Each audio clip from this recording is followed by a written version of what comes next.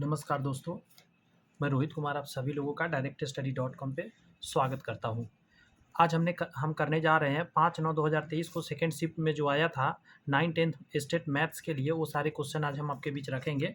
इसका free of cost PDF भी मैं आपको दूंगा। टेलीग्राम का लिंक डिस्क्रिप्शन है, वहाँ से जाके ज्वाइन कर लीजिएगा, उसी पे अपलोड किया जाएगा। साथ ही ये किताब मंगाना चाहते हैं, डिस्क्रिप्शन में लिंक है, वहाँ से किताब मंगा सकते हैं ताकि आप प्रैक्टिस कर सको। चलिए सेशन शुरू करते हैं। पहला प्रश्न आपके सामने है, निम्नलिखित में से कौन सा शांत दशमलव में परिवर्तनशील है? शांत दशमलव का मतलब होता है जिसको काटने के बाद डेसिमल आए और डेसिमल के बाद, जी हाँ, आफ्टर डेसिमल क्या हो जाए, वो शांत हो जाए, रुक जाए, कहने का मतलब बढ़ता ना रहे। तो इसका तरीका क्या है, नीचे सबसे पहले देखिए कि जिसमें सिर्फ 2 आना चाहिए, गौर से सुनिएगा, 2 आए या 5 आए या 2 और 5 का कॉम्बिनेशन आए, वही शांत होता है। इसके अलावा कुछ भी इसके अंदर मान के चलिए 3 घुस गया, कोई संख्या घुस गया, तो समझिए वो अशांत हो जाता है। तो इसमें देखिए 8 में सिर्फ 2 है, तो यही आंसर हो गया।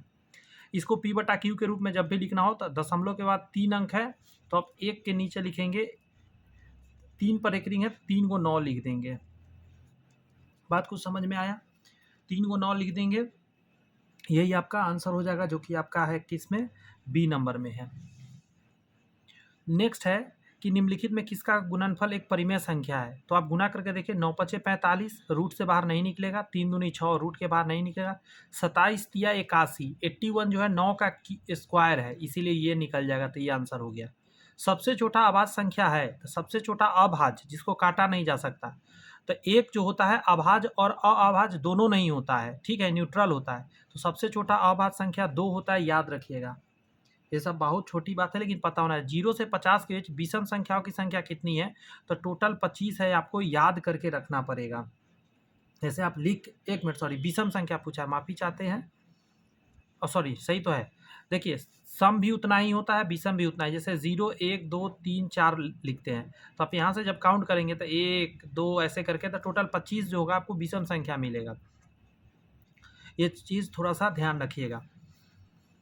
नेक्स्ट है, इतना का सरलतम रूप है 6 नंबर क्वेश्चन में। सरलतम रूप कैसे निकलता है? आपको काटना रहता है, इसको कटने वाला को काटिए, या इन दोनों का पहले एचसीएफ लीजिए। जैसे 387 का 405 से एचसीएफ लीजिए। एक बार में लगेगा 387, 15 में से 7 गया, 8 7 15, 9 में से 1 गया 1, 18 से 38 87। अब ये उतारा जाता है, 18 दूनी 36 लगेगा, 27 आएगा, एक बार में 18 लगेगा, 2 इधर 7 2 9 आएगा, 18 कट जाएगा तो 9 आएगा।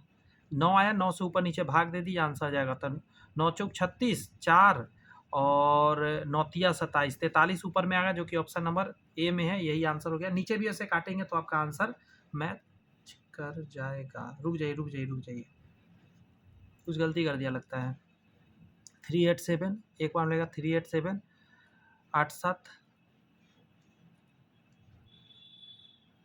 9 7 16, 8 7 15, ठीक है।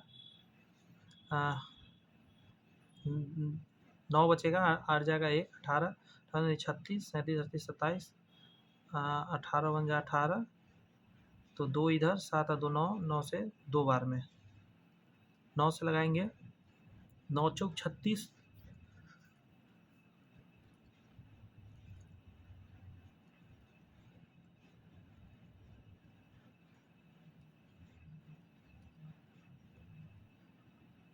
यही तो आ रहा है, 9 चौक 36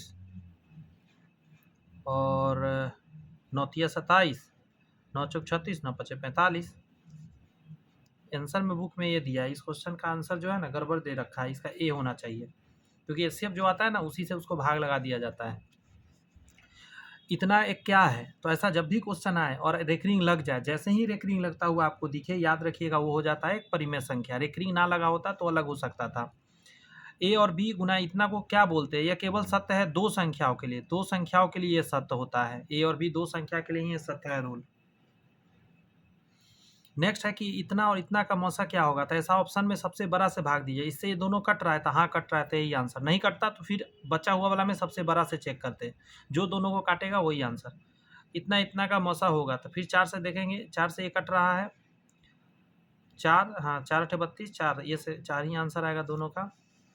अगला प्रश्न उसी तरह है यहाँ पे कि प्रत्येक धनात्मक विषम पूर्णांक का स्वरूप होगा जहाँ q एक पूर्णांक है। तो यहाँ विषम पूछा है, तो विषम में यहाँ पे विषम संख्या आना चाहिए, ठीक है। यहाँ विषम नहीं है, तो ये भी विषम का ही रूप है, ये भी विषम का ही रूप है, ध्यान रखिएगा। लेकिन जब भी ऐसा दे तो 1 वाला को ही कंसीडर करके आप लोग चलिएगा।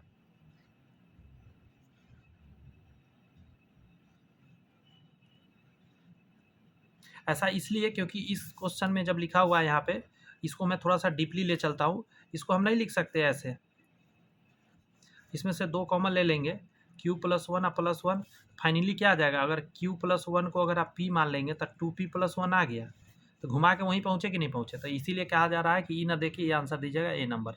कोई भी विषम धन पूर्णांक होगा जहाँ q एक पूर्णांक है, विषम फिर से पूछ रहा है, तो विषम के लिए आपको क्या करना है, ये सब डेसिमल में है, ये चीज़ समझ लीजिएगा। तो डेसिमल से में नहीं देना है, सिंपल ये देना है, लास्ट में विषम दिखना चाहिए। 3 संख्याओं का गुणनफल उसके लसा और मसा का गुणनफल होता है, ये कथन सही गलत है। 1 मिनट, ये ऐसा सत्य नहीं हो सकता, ये गलत है। 2 संख्या के लिए होता है, 3 संख्या का यहाँ बात कर दिया। एक बहुपद जिसके मूलों का योग 0 और मूलों का एक मूल इतना हो तो वह बहुपद होगा। देखिए, मूलों का योग मतलब अल्फा प्लस बीटा क्या होता है, माइनस बी बाई ए। अब देखिए इसमें मूलों का योग 0 आना चाहिए, कहाँ पे 0 आ रहा है से देखिए। तो इसमें क्या है, b का मान क्या है, इसमें नहीं है, इसमें भी b का मान नहीं है, इसमें भी b का मान नहीं, इसमें भी b का मान नहीं, तो ये तो सही हो गया। अब एक मूल इसमें 3 आना चाहिए, तो इन सभी को सॉल्व करके आप चेक करेंगे तो यहाँ नहीं आएगा, यहाँ नहीं आएगा, यहाँ भी नहीं आएगा, यहाँ आएगा। क्यों? क्योंकि ये जाके उधर माइनस में हो जाएगा, जैसे एक्स स्क्वायर प्लस 9 बराबर 0 लिखिएगा तो एक्स स्क्वायर बराबर क्या, माइनस 9 हो जाएगा, स्क्वायर हटेगा रूट, और माइनस में रूट जाता है तो ये अवास्तविक संख्या हो जाता है, यहाँ से आएगा। यहाँ से एक्स स्क्वायर माइनस 9 बराबर 0, तो एक्स स्क्वायर बराबर क्या आएगा 9, अब ये कटेगा तो यहाँ से एगो प्लस माइनस 3 आएगा। बात समझते, यही आंसर हो गया। कह रहा है बहुपद इतना का आलेख किस प्रकार का होगा। जब भी सिंपल एक इक्वेशन दिया जाता है उसका जो आकार जो होता है तो वो सिंपल होता है, तो इसका हो सकता है, इसको बोलते हैं हम लोग परवलयकार। क्या बोला जाता है, परवलयकार। क्यों परवलयकार होता है, तो याद रखिएगा द्विघात बहुपद जब भी होगा तो उसका परवलयकार होता है। स्टार मार्किंग क्वेश्चन अभी तक का सबसे बेस्ट क्वेश्चन ये रहेगा। यदि बहुपद इतना के मूल अल्फा और बीटा हो तो alpha square plus beta square का मान क्या होगा। तो देखिए मैं यहाँ पे लिखता हूँ, alpha square plus beta square निकालने के लिए अल्फा प्लस बीटा का होल स्क्वायर आप करिएगा, तो क्या हो जाएगा, alpha square plus beta square plus 2 alpha beta आएगा। इसी को इधर ले आइए, तो अल्फा प्लस बीटा का होल स्क्वायर और माइनस 2 अल्फा बीटा बराबर alpha square plus beta square आएगा कि नहीं, यही निकालना था। अब इसी का वैल्यू डालिए। थोड़ा भी जानकार होंगे आप तो एक चीज़ आपको समझ में आ रही होगी, कहिएगा क्या, तो मैं दिखाता हूँ आपको। इसका value minus B by A होता है, इसका होल स्क्वायर हो जाएगा माइनस 2 गुने सी बाई ए। इसी को थोड़ा सॉल्व करिए, अपने आंसर मैच कर जाएगा। तो यहाँ हो जाएगा minus B square, sorry minus हट जाएगा, बी स्क्वायर बटा ए स्क्वायर और माइनस 2 सी बटा ए, एलसीएम लेंगे, ए स्क्वायर आएगा बी स्क्वायर माइनस 2 सी ए। देखिए कहीं पे है ए स्क्वायर माइनस 2 ए सी, नीचे ए स्क्वायर, कहीं भी ऑप्शन तो दिख ही नहीं रहा ऐसा, यानी कुछ गड़बड़ किया मैंने। अब देखिएगा ज़रा, यहाँ से वैल्यू एक्सचेंज करना पड़ेगा। जैसे कि यहाँ पे ए के जगह पर सी है, तो जहाँ बी है, बी के जगह पर यहाँ बी है तो ये तो रहेगा बी, 2 भी रहेगा। सी के जगह पर ए डालना है, देखिए यहाँ सी के जगह पर ए है तो यहाँ ए हो जाएगा, और ए के जगह पर सी है तो यहाँ सी डालना पड़ेगा, और बटा के नीचे ए है तो ए के जगह पर यहाँ से सी डालना होगा। यहाँ से आएगा बी स्क्वायर माइनस 2ac बटा के नीचे C square, B square minus 2ac बटा सी स्क्वायर, जो कि ऑप्शन नंबर यहाँ है, B square minus 2ac C square, option number A. Clear है बात है। 17 नंबर क्वेश्चन को देखिए। इस क्वेश्चन में कह रहा है यदि बहुपद एफ एक्स का मान अगर यहाँ से यहाँ तक है कि मूल अल्फा और बीटा हो तो अल्फा प्लस मतलब अल्फा प्लस 1 और बीटा प्लस 1 का मान, तो इसको पहले सॉल्व करिए ना ज़रा। X square minus P x हो जाएगा और माइनस पी हो जाएगा और माइनस सी।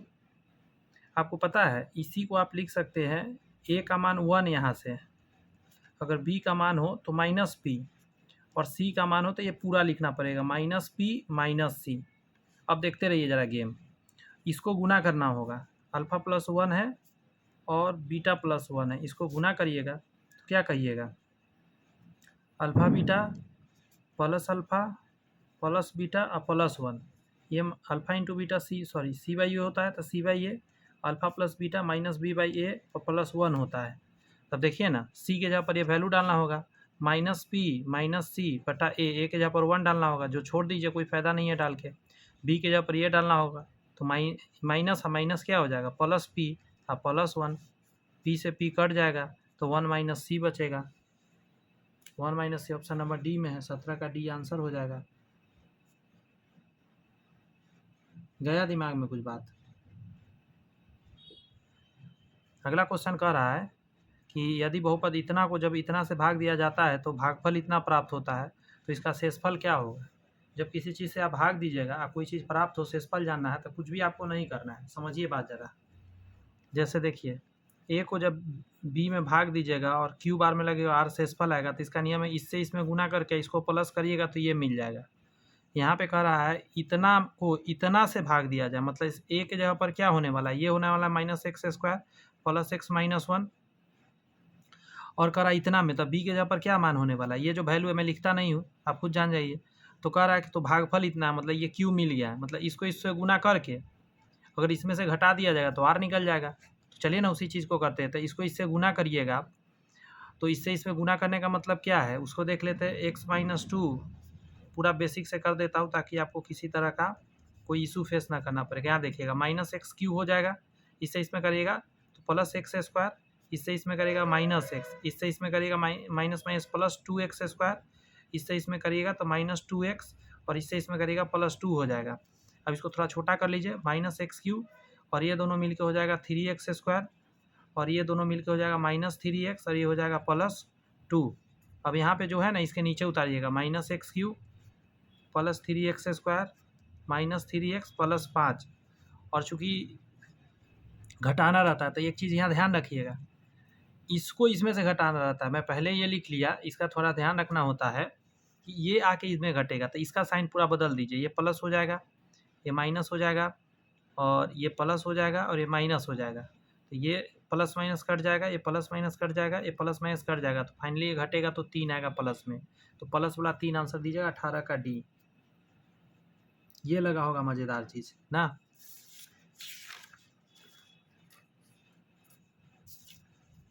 यहाँ देखिए कह रहा है कि बहुपद इतना का एक शून्यक है, तो वैल्यू डाल के सॉल्व कर लेते हैं। इसको डालिएगा तो यहाँ 1 हो जाएगा, और 1 1 2 हो जाएगा, यहाँ से 2 0, तो ये एक शून्यक हो जाएगा ए नंबर 19 का। बात कुछ समझ में आया? अब इन सभी को वैल्यू डाल के सॉल्व नहीं हो पाएगा। अविरोधी समीकरण युग्म का डैश हल होता है, तो देखिए अविरोधी में क्या होता है, एक दूसरे पर ऐसे कट जाता है, तो एक और सिर्फ एक हल होता है। एक और बात, अनगिनत हल भी जाएगा अविरोधी समीकरण के लिए, अनगिनत हल भी होगा, क्योंकि ये भी तो विरोध नहीं किया, ये भी तो अविरोधी है, तब ना एक दूसरे के ऊपर चढ़ गया, तो इसका अनगिनत हल भी हो सकता है। मतलब इसमें एक और केवल एक हल और अनगिनत हल भी होगा, लेकिन इन दोनों में ये आंसर देना परफेक्ट होता है। ज़्यादातर टाइम देखिएगा सी ही देगा, और विरोधी रहेगा उस समय ऐसे पैरेलल हो जाता है। समीकरण इतना और इतना के हलों की संख्या कितना होगा, तो x-5 और x बराबर -4 है, तो आप खुद सोचिए ना कि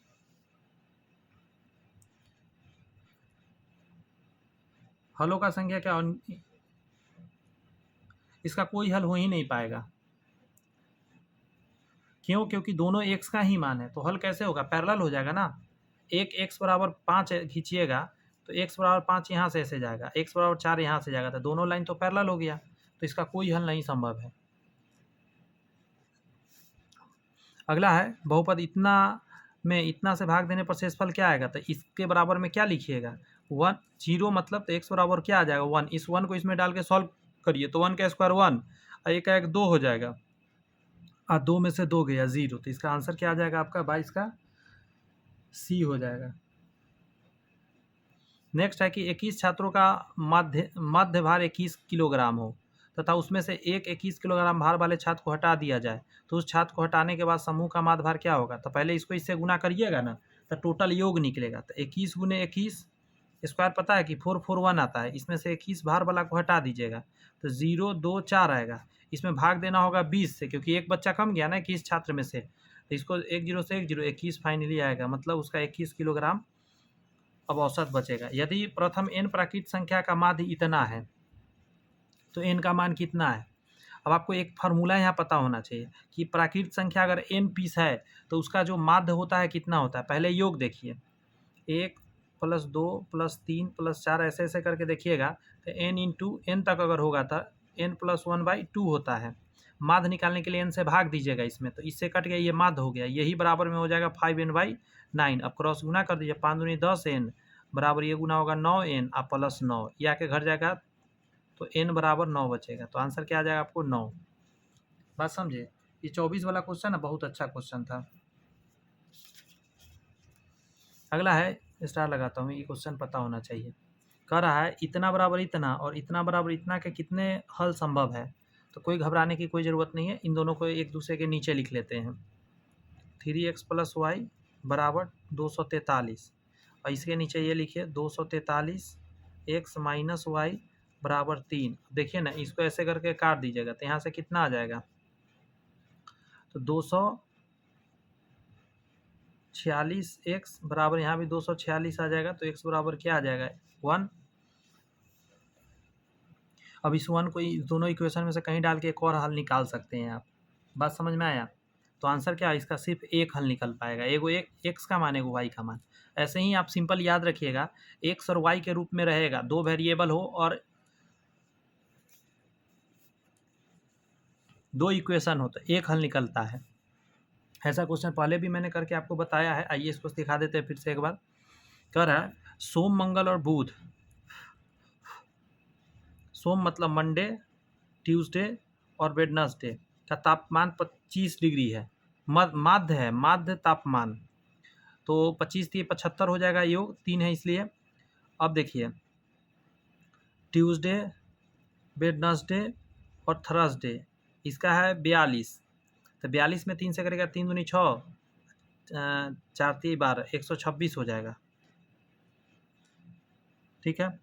यदि बृहस्पति तापमान इतना है, अगर वेडनेसडे का आपको दे दिया है, यहाँ थर्सडे का TH लिख देते हैं, तो वेडनेसडे का अगर आप जान गए हैं तो ये वेडनेसडे हुआ, इसका आप 22 जान गए थे, यहाँ से ये हटा देते हैं 22, अगर इसमें से घटा देते हैं आप तो कितना आ जाएगा 3 और 5 53 आ गया। अब मंडे और ट्यूसडे बचा, और यहाँ पे सॉरी माफ़ी चाहते हैं, ये वेडनेसडे का नहीं बृहस्पतिवार का दिया था, मतलब इस थर्सडे का दिया, थर्सडे का यहाँ से घटाइएगा तो इसमें घटाना होगा, इसमें से 22 घटा दीजिएगा तो 4 0 104 आएगा। ठीक है, तब थर्सडे और वेडनेसडे बचा, आपको निकालना है सोमवार का। तो मंडे का निकालने के लिए दोनों का घटा दीजिएगा, तो इन दोनों का यहाँ से निकाले 104, तो ये जाके यहाँ घट जाएगा। तो माइनस में 104 यहाँ लिखिए, तो यहाँ घट के आएगा 9 5 14, 9 में से 7 गया, 7 × 2 9, 29 आएगा, लेकिन माइनस में आएगा, तो बी नंबर आंसर हो जाएगा।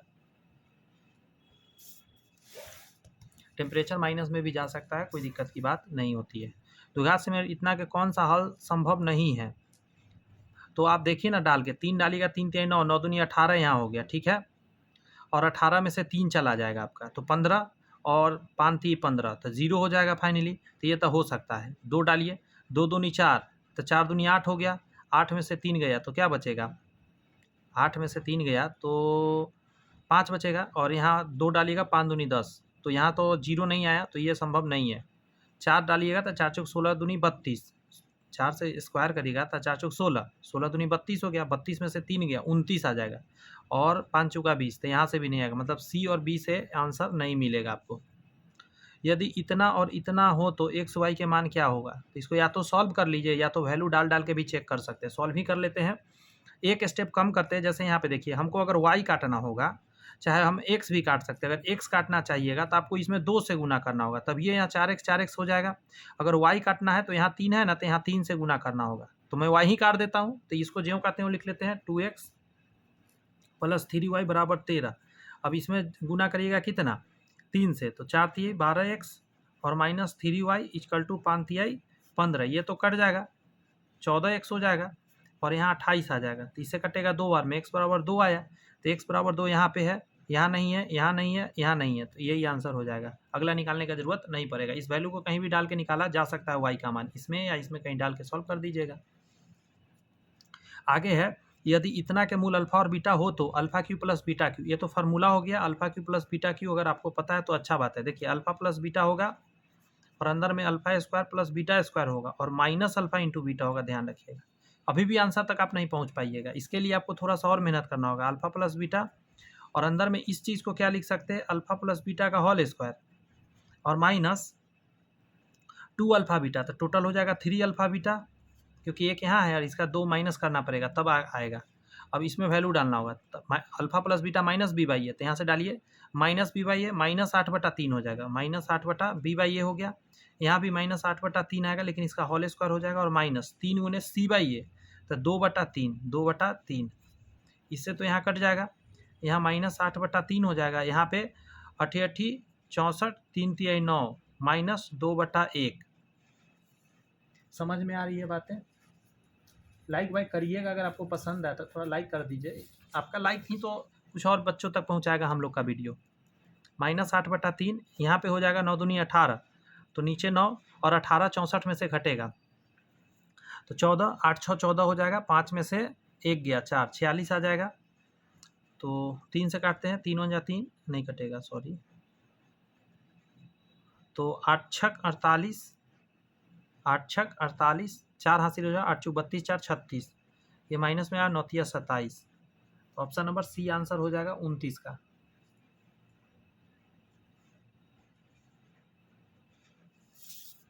मजा आया?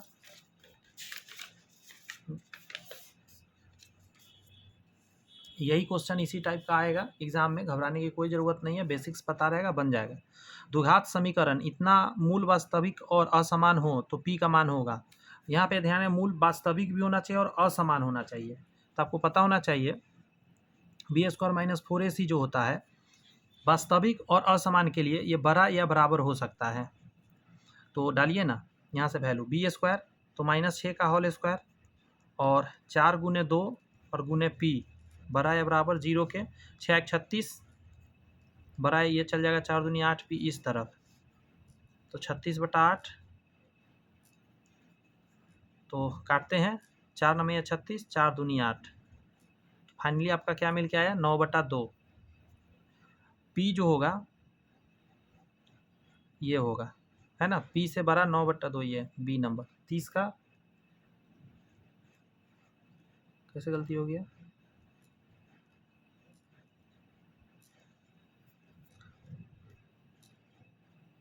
अच्छा बराबर नहीं होगा, क्योंकि समान के लिए बराबर होता है, असमान यहाँ का है ना, असमान, तो बराबर नहीं होगा, तो p से बड़ा 9/2, ऑप्शन नंबर ये हो जाएगा। अगर यहाँ लिखता है ना वास्तविक तथा समान या असमान दोनों का कंडीशन होता है, तब वो होता है। द्विघात समीकरण इतना के मूल अल्फा बीटा साइन अल्फा और कॉस अल्फा हो तो b² का मान होगा। तो b² का मान क्या होगा, सबसे पहले हम एक चीज़ करते हैं, अगर ये इसके मूल है तो हम जानते हैं अल्फा प्लस बीटा होता है -b/a, तो यहाँ डालते हैं ये वैल्यू, तो sine alpha plus cos alpha बराबर हो जाएगा, यहाँ से डालिएगा -b/a, ठीक है। अब sine alpha into cos alpha, ये c/a होता है, तो फिर से c/a हो जाएगा।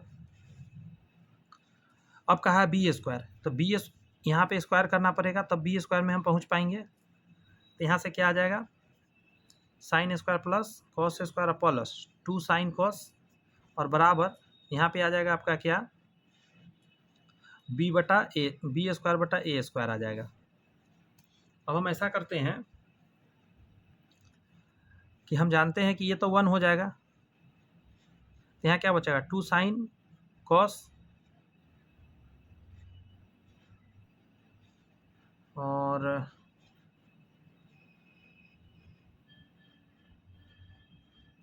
साइन कॉस के जगह पर वैल्यू डाल देते हैं, 2 गुने c/a बराबर, यहाँ +1 रहने देते हैं, b²/a²। अब इसी को सॉल्व कर लेते हैं, यहाँ से a + 2c/a आ जाएगा, बराबर में b²/a² से यहाँ गुना करना होगा।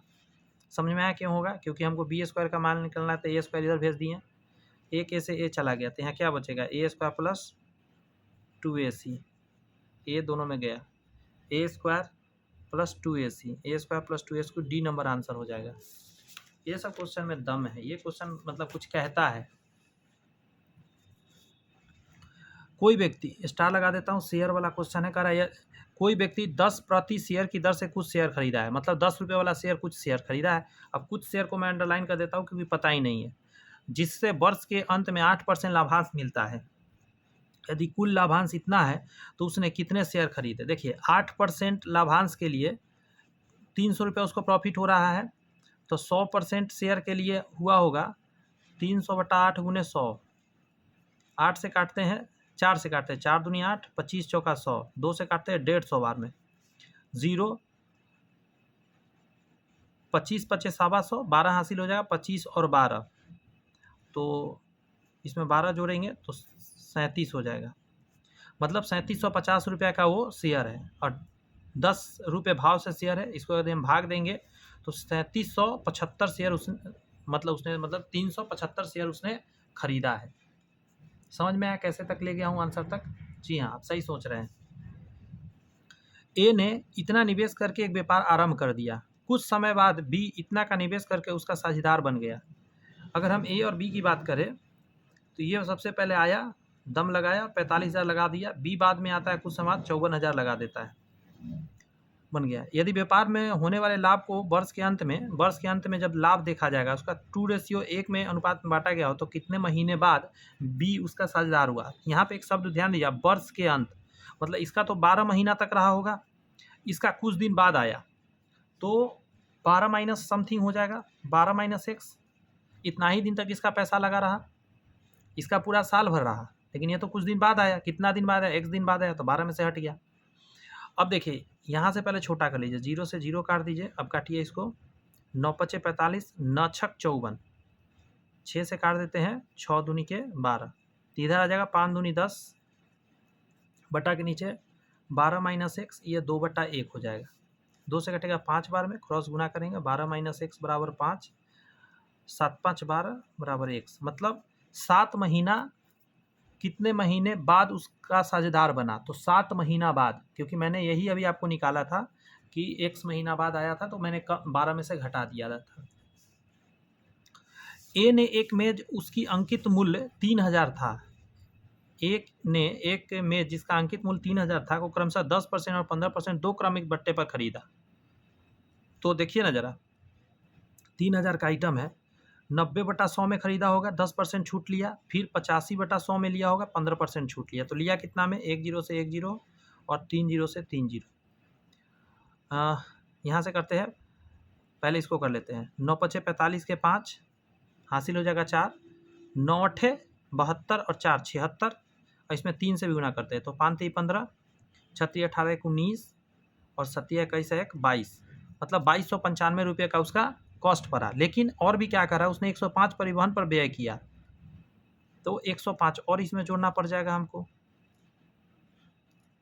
मतलब वो 2400 में मिलनी पड़ा। देख रहे हैं, 0 0 4 और 2, मतलब इतना उसका क्या पड़ गया, उसका रियल कॉस्ट प्राइस।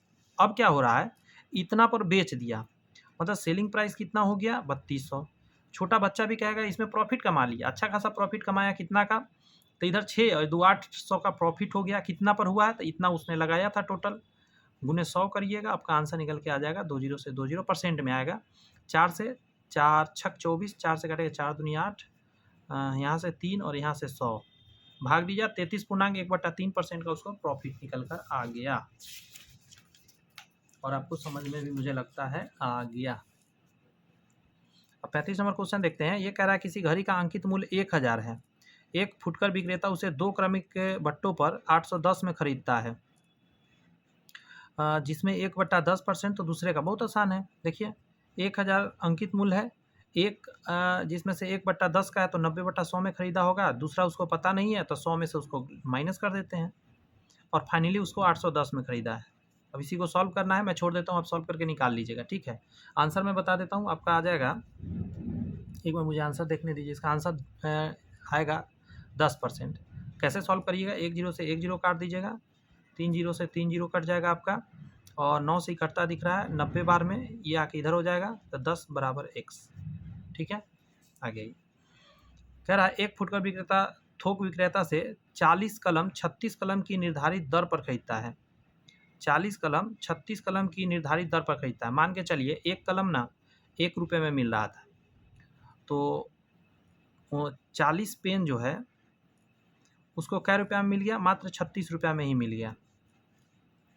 यदि फुटकर विक्रेता उन कलमों पर 1% भट्टा बट्टे पर बेचता है तो उसका प्रतिशत लाभ क्या होगा? यदि फुटकर विक्रेता जो है 1% का बट्टा देकर बेच रहा है, यानी 40 पेन को वो 40 रुपया में बेचना चाहता था, लेकिन 1% छूट दे दिया। 1% छूट मतलब 99/100 में बेच रहा है। एक ऐसा गेम चेंज हुआ है। यहाँ 5 सॉरी इतना रहने देते हैं, काटते नहीं, 1 जीरो रहने देते। 9 चौक 36 के 6 हासिल 3 हो जाएगा। 9 चौक 36 और 3 39 और 1 अंक बाद दशमलव, मतलब वो इतना में बेच रहा है। 40 कलम वो बेचेगा ना, पेन तो 40 खरीद के लाया है, तो 40 रुपया हुआ। लेकिन कहा क्या है, यदि फुटकर विक्रेता उन कलमों को 1% बट्टे पर बेचता है, तो 1% बट्टा पर बेच रहा है, तो असल में 1% छूट दे दिया तो 99/100 में बेचेगा। तो यहाँ कितना का प्रॉफिट दिख रहा है होता हुआ?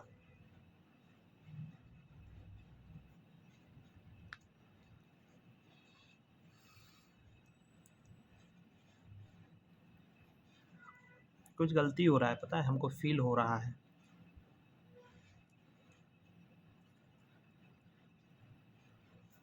एक बार मैंने इसको स्टॉप करके एक दूसरा तरीका से लिखता हूँ। 36 रुपये कॉस्ट प्राइस लगाया, लेकिन सेलिंग प्राइस उसका 40 हो गया। संख्या यही है, 36 खरीद, कॉस्ट प्राइस तो 36 का लगाया, लेकिन सेलिंग करेगा वो 40 पीस का। ये संख्या हो गया, पीस संख्या। और मूल्य क्या हो जाएगा? अगर इसका ये 100 रुपया दिया होगा तो यहाँ तो 99 ही हो जाएगा, क्योंकि 1% क्या कर रहा है, छूट दे रहा है। अगर हम इसको सॉल्व करते हैं तो या तो काट कूट मचा लीजिए यहीं पे, और नहीं तो यहाँ से आप कह सकते हैं, यहाँ आ जाएगा 3600। अगर नहीं काटिएगा तो यहाँ 39600 आ जाएगा। इतना तो मेरा वहाँ भी आया, लगता है हम सही जा रहे थे, सही जा रहे थे दोस्त हम। 2 जीरो से 2 जीरो गया, 396 बटा में 36 और गुने 100।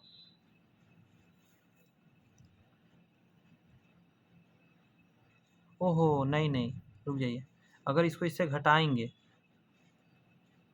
063, ये ऊपर जाएगा ना, जितना प्रॉफिट हुआ यहाँ से निकल के आया ना, 36 हम सही बना रहे हैं तो उससे भी आ जाएगा आंसर। हमको लगा कि शायद वो डायरेक्शन हम गलत जा रहे हैं।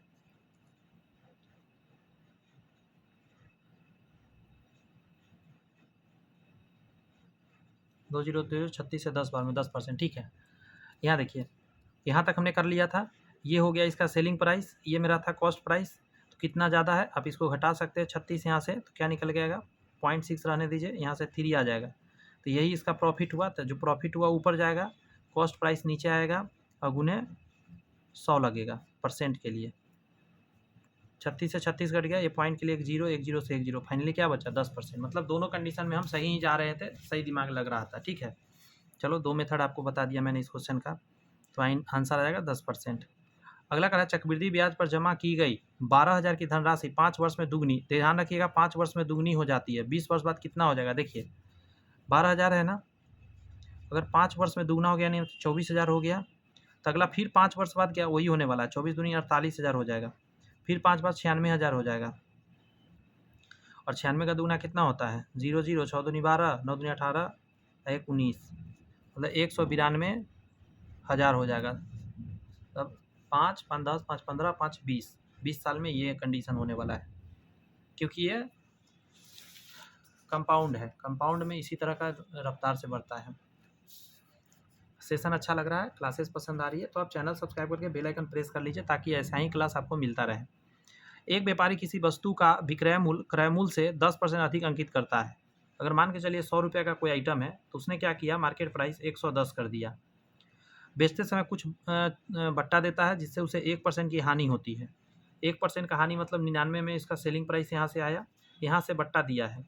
मान के चलिए उसने बट्टा x का दिया है, तो 100 माइनस x बटा 100 बराबर में उसको 99 रुपया ही मिलेगा। 1 जीरो से 1 जीरो कट जाएगा, इससे कटेगा 9 बार में, जीरो जाके 90 कर देगा, तो ये आके इधर घट जाएगा, तो 10 बराबर 100 हो जाएगा। मतलब क्या किया उसने, 10% का क्या किया है, छूट पर सामान बेच रहा है, इसीलिए उसको ऐसा लॉस झेलना पड़ रहा है। अगला प्रश्न है आपका, 1800 का 10% वार्षिक चक्रवृद्धि ब्याज की दर से किसी निश्चित समय में चक्रवृद्धि ब्याज इतना हो जाता है, वर्षों में वह समय क्या होगा। कोई नहीं, यहाँ पे दिया हुआ चक्रवृद्धि ब्याज, तो हम चक्रवृद्धि ब्याज का फॉर्मूला लगाएं क्या। हम जानते हैं पी को कॉमन लेना होता है, 1 + r/100, और पावर में टी करते हैं और -1/1 यहाँ करना पड़ेगा, क्योंकि पी आपने कॉमन लिया है। चक्रवृद्धि ब्याज की जगह पर डालिए 378 और मूलधन 1800 है, यहाँ ना लिख के इसके नीचे लिख लेते हैं, और 1 प्लस आर के जगह पर डालते हैं 10/100, पावर में जाएगा आपका टी, समय तो मुझे पता नहीं है तो टी ही डाल देते हैं, और -1/1।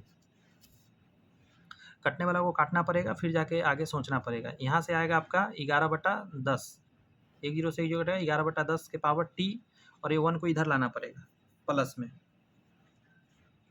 तो यहाँ हो जाएगा 1800, और यहाँ पे 1800 चला जाएगा, तो 1800 में जो जोड़िएगा तो 78, 8 3 11 के 1 हासिल 1, ये आ जाएगा 2178। अब ये 18 से कट जाएगा, आपको पता है पूरा पूरी 9 से फिलहाल काटे, 9 दूनी 18, 9 से काटिए 9 दूनी 18 और 9 चौक 36, 9 दूनी 18, ये 100 आ जाएगा, और इसको काटिएगा 121 आ जाएगा। आ गया ना 11/10 का होल स्क्वायर, और यहाँ भी है 11/10 का होल टी, बेस से बेस कट गया तो टी बराबर 2, तो आंसर हो जाएगा आपका 2 ईयर। ठीक है, नेक्स्ट है आपका एक टीवी सेट इतना नकद, ये इंपॉर्टेंट क्वेश्चन हो गया। किस्त वाला सवाल भी आता है ना, किस्त वाला सवाल, किस्त वाला सवाल तो हमारे ही चैनल पे बेस्ट तरीका से समझाया गया, ये जान लीजिए आप। आइए देखते हैं किस्त वाला सवाल को कैसे सॉल्व करते हैं।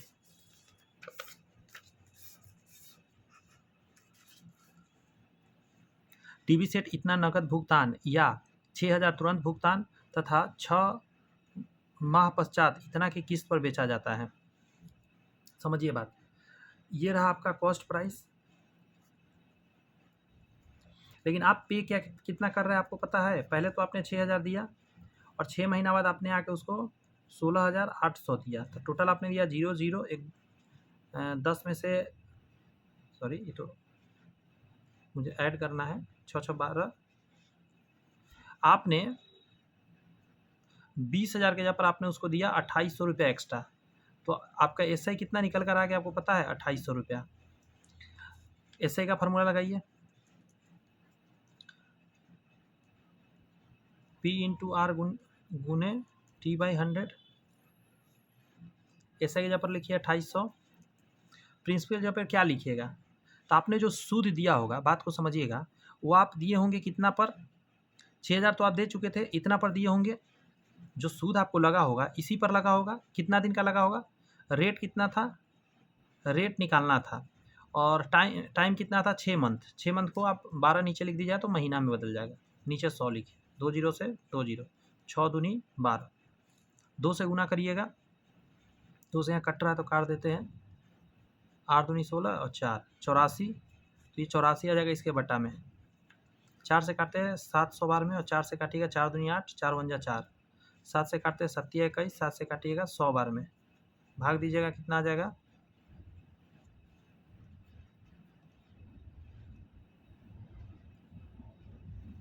आंसर नहीं पहुंचा।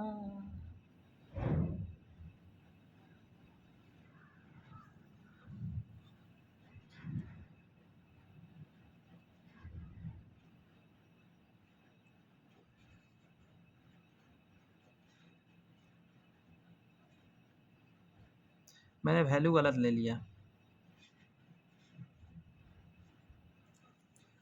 इतना की किस्त पर बेचा जाता है, आपने 6000 दे दिया तो आपको जो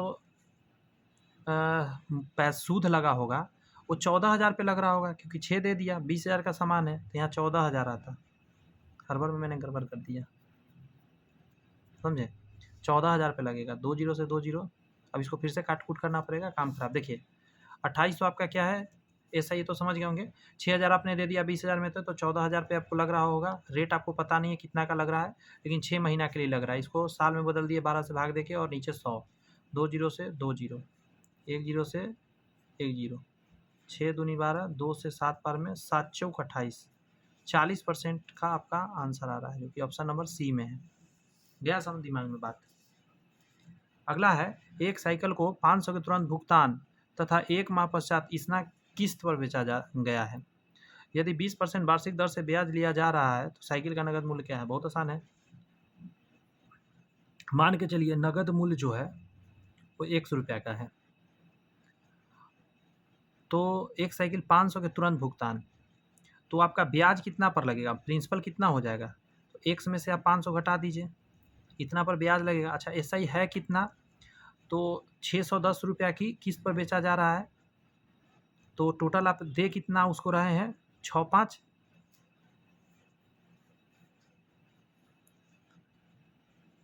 1110 रुपया आप उसको दे रहे हैं।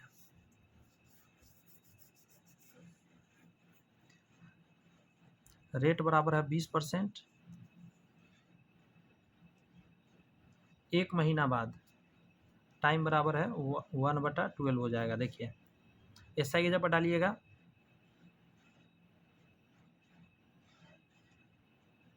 इसमें से आपको एक्स घटाना होगा तो एसआई हो जाएगा। टोटल आपने इतना पैसा दिया उसको और इतना रुपया वो था,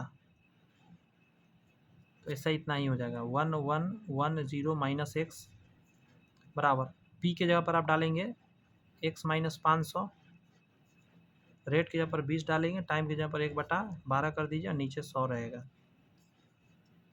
20 पचे 100, 12 पचे 60, 60 से इधर गुना करिएगा तो 0 0 3 को 6 हो जाएगा, माइनस 60 एक्स हो जाएगा, बराबर में एक्स माइनस 500, ये जाके कितना हो जाएगा 61 एक्स हो जाएगा। इधर आके ये 500 जुड़ जाएगा, 0 0 6 5 11 7 6, इसके नीचे 61 आएगा, 61 से काटिएगा एक बार में, फिर से एक बार में डबल जीरो, मतलब 1100 रुपया आपका आंसर आएगा ऑप्शन नंबर ए में। आप पूरा जाइए ना यूट्यूब खंगा लिया, आपको देखिए कितना दिक्कत फील होगा, ये सब क्वेश्चन मिलेगा भी नहीं, मेरे सामने सब धुआं धुआं उड़ जाएगा।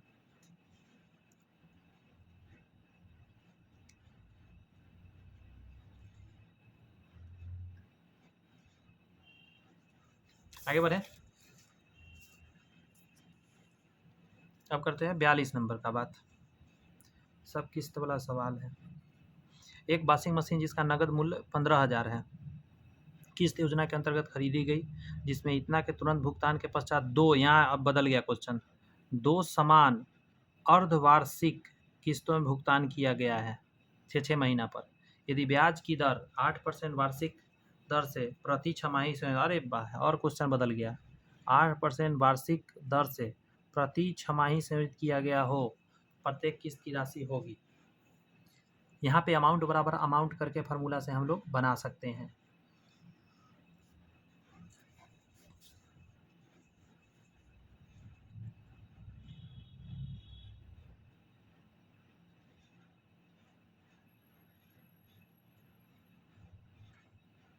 देखिए क्या कह रहा है, एक वॉशिंग मशीन जिसका नगद मूल्य 15,000 है, तो इतना रुपया आप तुरंत भुगतान कर दिए है, तो प्रिंसिपल आप निकालेंगे यहाँ से 15,000 माइनस हो जाएगा 2250, फाइनल आपका निकल के जो आ जाएगा कितना आ जाएगा 12,750 बचेगा। और अगर हम रेट की बात करें तो 8% है 6 माह का, 8% वार्षिक दर से प्रति छमाही वार्षिक होता है, इसको अगर हम भाग दे देते हैं 2 से तो 4% हो जाएगा 6 महीना पे, अब छमाही हो गया। और किस्त की बात करते हैं, मान के चलिए एक्स का किस्त चल रहा है, तो टोटल आपको लौटाना है 12,750 और एक्स रुपया है आपका किस्त। इसमें करिएगा क्या, 100 बटा पहली बार करिएगा जितना भी परसेंट आएगा वो, तो 104 हो जाएगा आपका, और प्लस अगली बार फिर करना है आपको क्योंकि 2 किस्त है, तो इस बार 100 बटा 104 पावर में बस यहाँ पे 2 डालना होगा, इसी को सॉल्व करना है। 12,750 बराबर एक्स, यहाँ कटेगा 20 और यहाँ कटेगा 26, 20 बटा 26 प्लस, सॉरी 25 होगा ना, ऊपर 25 होगा, 25 4 से काट दिया, तो 25 का स्क्वायर 625 और नीचे हो जाएगा 676, एलसीएम लीजिएगा 676 आएगा, 26 का ये स्क्वायर है तो यहाँ 26 25 गुने 26 करना होगा, तो 650 50 हो जाएगा, 650 प्लस 625, यहाँ 1250, ये जोड़िएगा तो कितना हो जाएगा 6 6 12, 1275 हो रहा है, तो इससे कट जाएगा 10 बार में, कितना आ जाएगा फाइनली, ये हो जाएगा 10x 67 60 67 60। ऑप्शन नंबर ए 42 के लिए आंसर आपका निकल के आ जाएगा।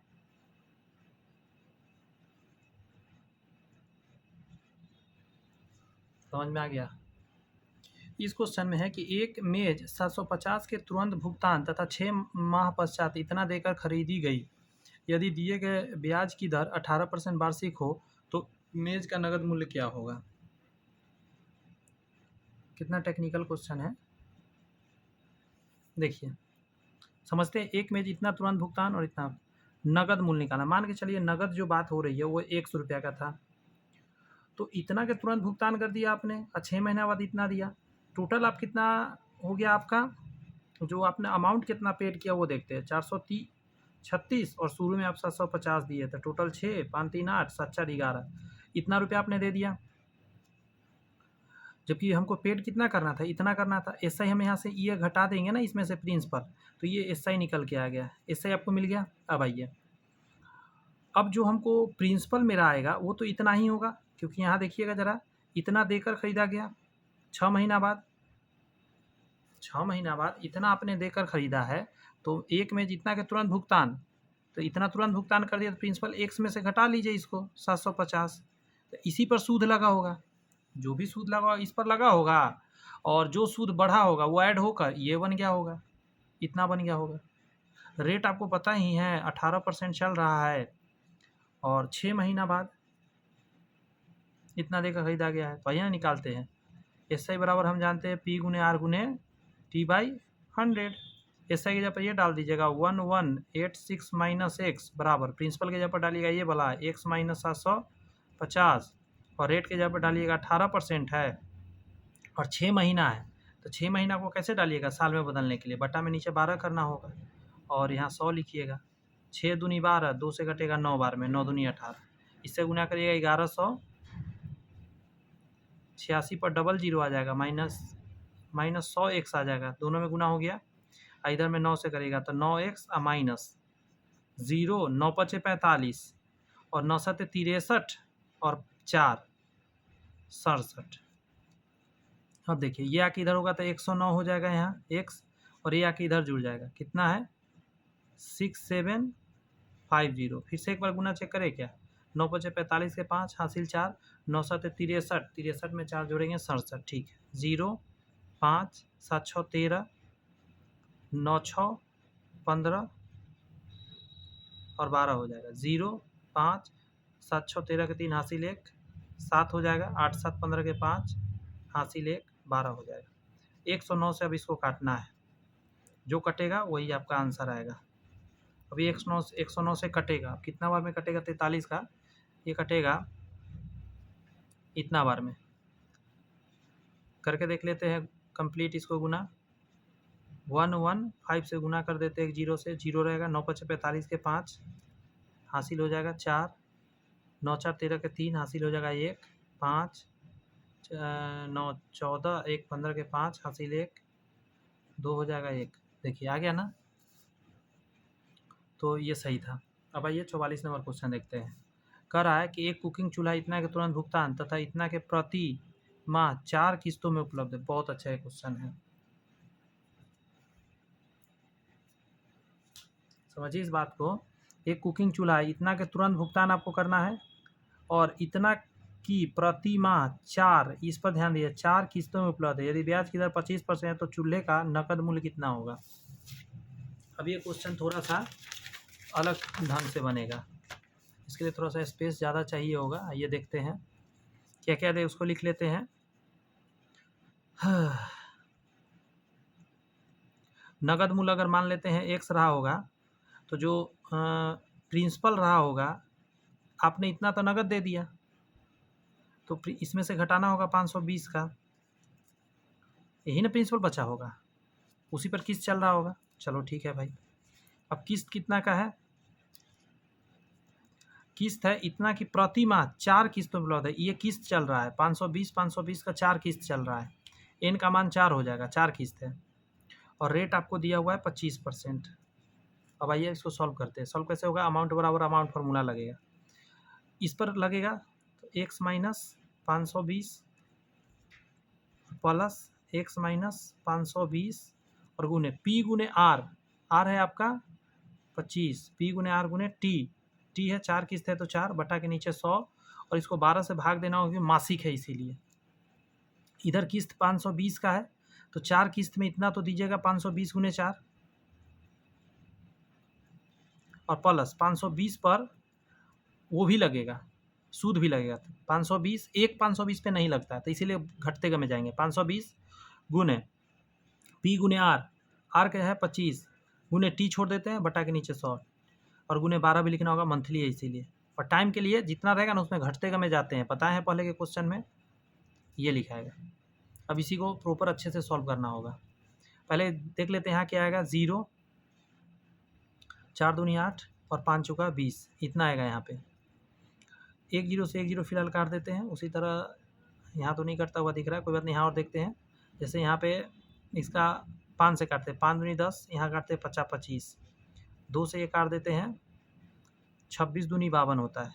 यहाँ आ जाएगा 6 और यहाँ आ जाएगा 13, 13 पच्चे 65 हो जाएगा यहाँ पे। और ये कितना है, 4 3 3 6 है, 6 से 6 भी का चला गया तो नीचे पूरा खत्म, 13 पच्चे 65 आ जाएगा तो प्लस 65। ठीक है, यहाँ पे इतना आ गया बराबर।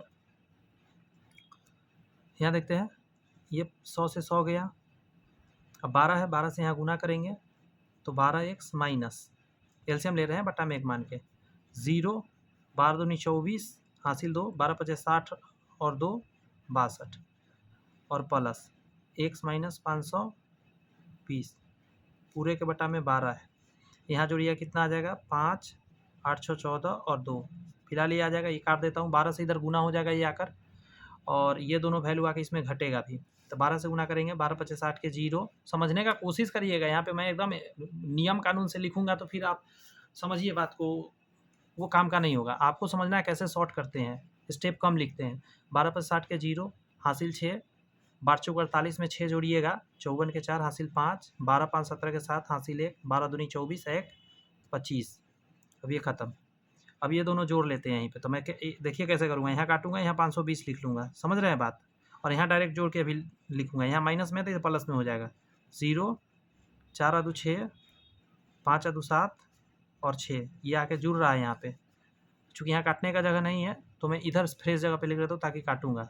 0 0 15 के 5 हासिल 1, 6 6 12 के 2 हासिल 1 और 3, इतना हो गया। और बटा के नीचे क्या आएगा, तो इन दोनों को जोड़ लीजिए, 13 आएगा, बराबर में x बचेगा। 13 दूनी 26, कट तो नहीं रहा है, थोड़ा सा नीचे अटक गया बात।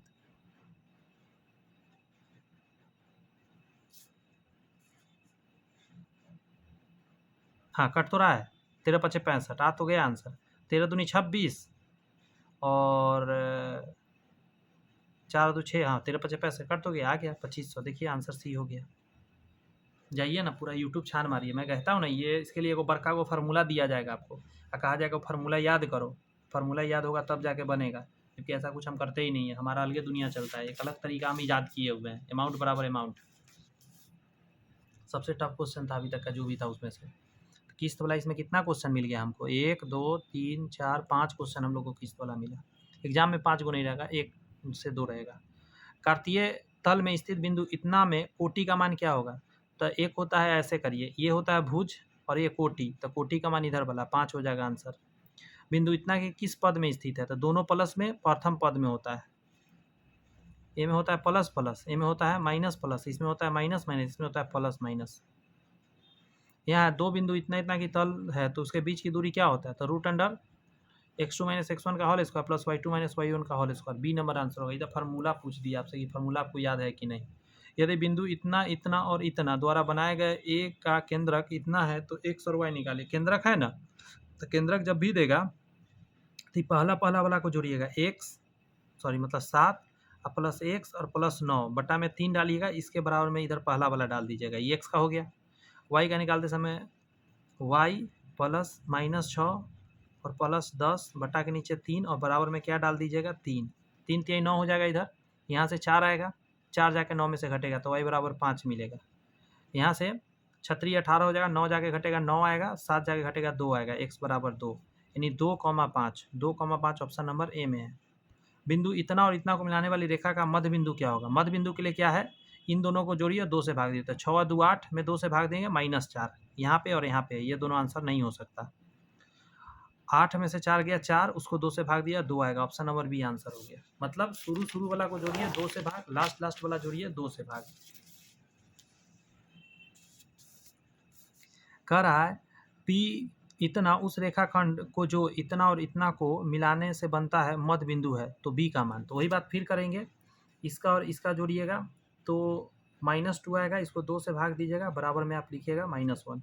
यहाँ से कुछ भी मिला नहीं मिला तो यहाँ से कोई फायदा नहीं है। अब दूसरा से बनाइए, B में जोड़ दीजिए B + 4 बट्टा में 2 लिखिए और बराबर में इधर से लिखिएगा 1।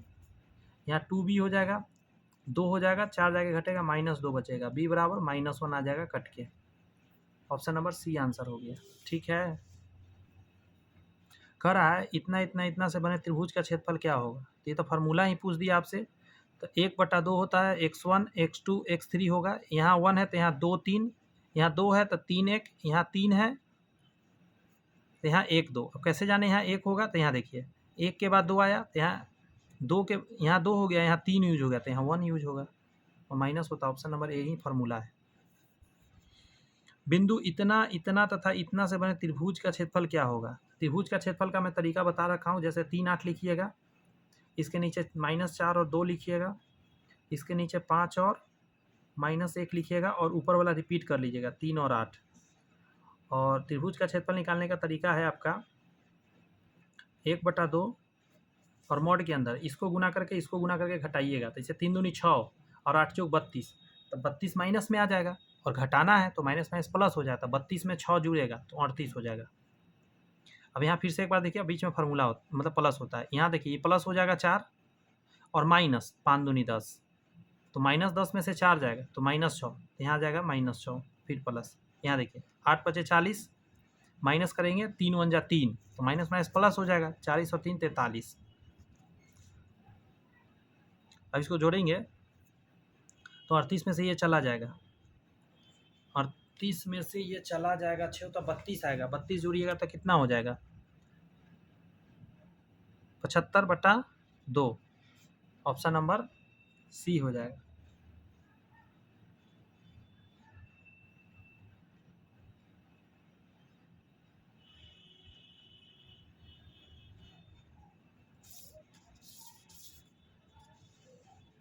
आगे का रहा है, ये अगर सरेख है तो के का मान सेम मेथड से बनेगा।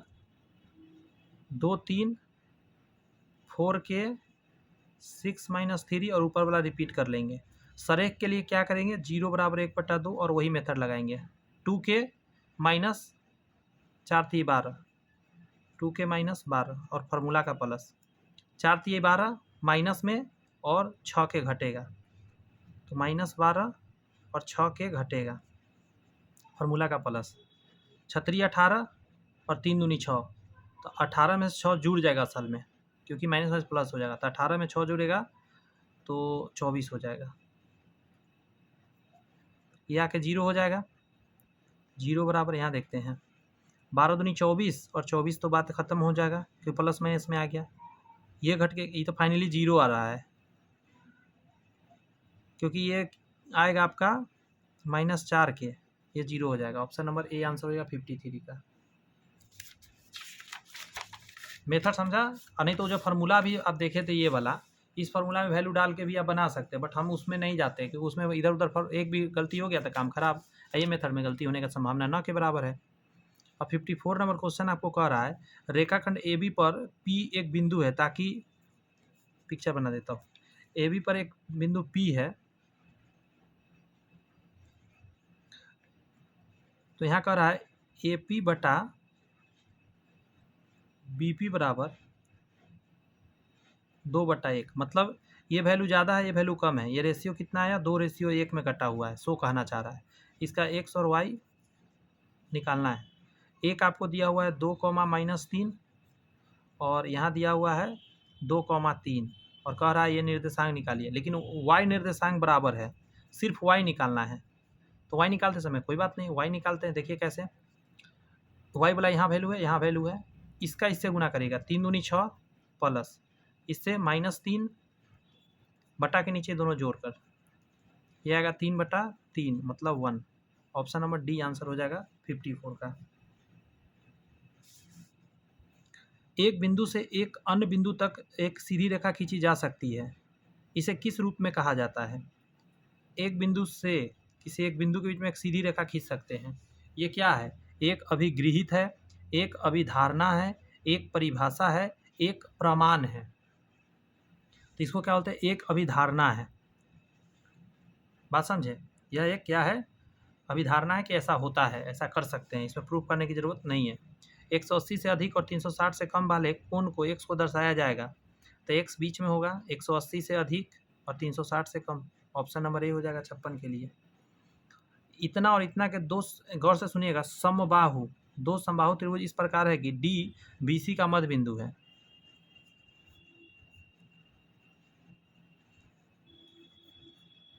अच्छा, ऐसे है BCE, डी जो है BC का मध्य बिंदु है, लीजिए ना बना दिया डी। त्रिभुज ABC ये पूरा ठीक है, और BDE ये वाला अनुपात होगा। तो ये 2 पार्ट है, अगर ऐसे मिलाइएगा तो ये 2 पार्ट है और ये 1 पार्ट, तो 2:1 आंसर हो जाएगा, 2:1।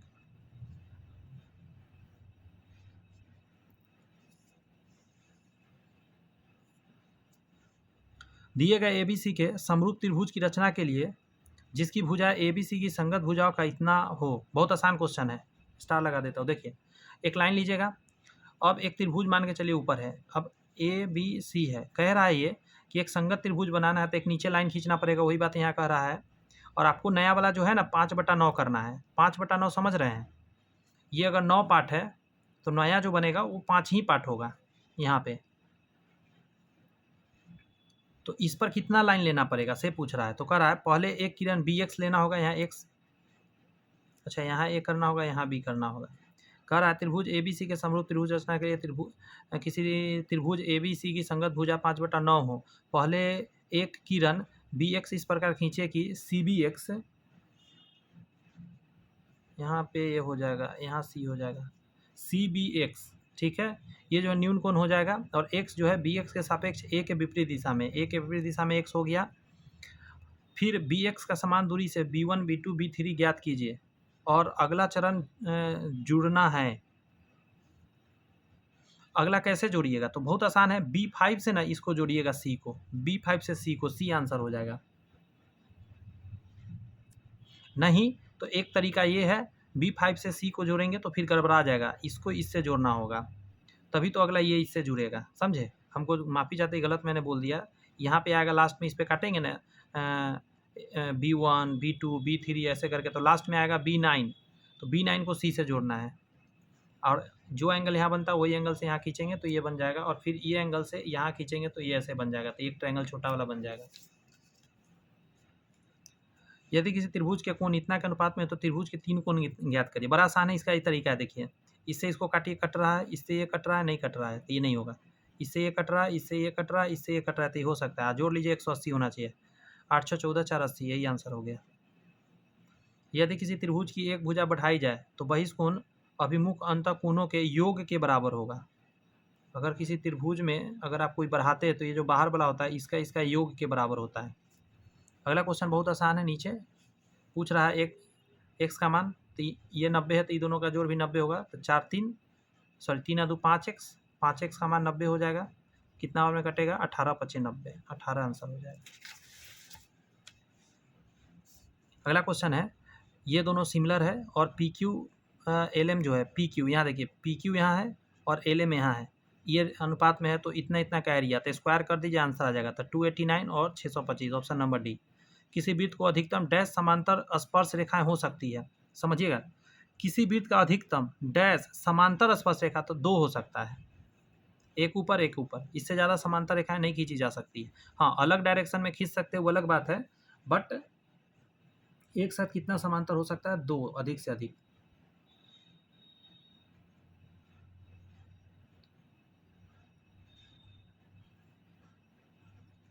अगला प्रश्न है कि किसी बाह्य बिंदु से वृत्त पर कितनी स्पर्श रेखा खींची जा सकती है? तो सिर्फ 2, एक ऊपर एक नीचे स्पर्श रेखा 2। एक वृत्त का केंद्र O है, लीजिए ना बना देता हूँ, ये रहा O केंद्र। किसी बाह्य बिंदु P से वृत्त पर 2 स्पर्श रेखा है, ये P है, P से एक ऊपर खींच दिया यहाँ पे और एक यहाँ खींच दिया। P से PM और PN खींची गई है, जो वृत्त पर M और N स्पर्श करती है। यदि PON ये वाला 50 है और ये 90 होता है, तो ये 40 होगा, तो ये भी 40 होगा। यहाँ खींचिएगा, ये 50 होगा, ये 90 होगा। MPN 80 हो जाएगा टोटल। कह रहा है यदि किसी त्रिभुज की 2 सम्मुख कोणों को इतना है तो ये चक्रीय चतुर्भुज होगा। सम्मुख कोण जोड़ के 180 बन रहा है, और कोई भी चतुर्भुज हो आमने सामने 180 बनता है तो चक्रीय चतुर्भुज होता है। उसका मतलब क्या होता है कि ये किसी वृत्त के चारों तरफ होगा, वृत्त के चारों तरफ होगा।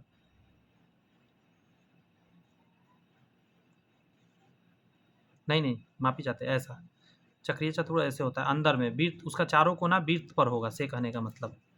यदि वृत्त ABC में चाप AB 9 सेमी,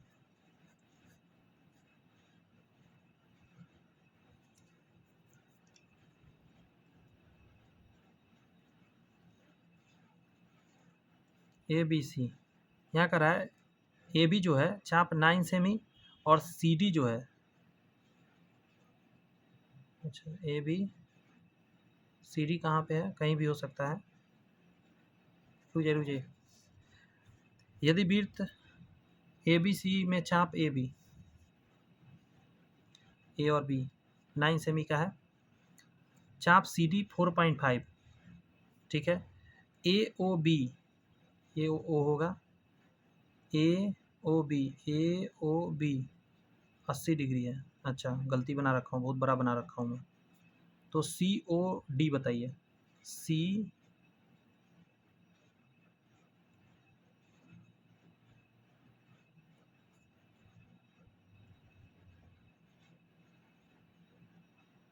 अरे आधा होगा, इससे साइज आधा हो गया ना, 4.5 हो गया था, आधा हो जाएगा। 40 डिग्री तो बनाना ही नहीं था 67 का।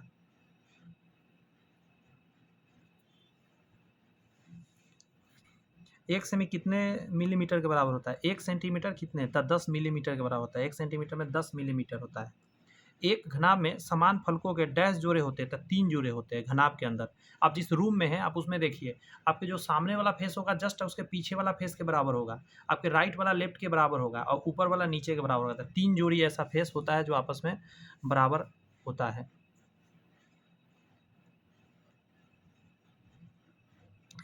कह रहा है एक आयताकार क्षेत्र 50 मीटर लंबा और 42 मीटर चौड़ा है, अंदर एक आयताकार लॉन होता है।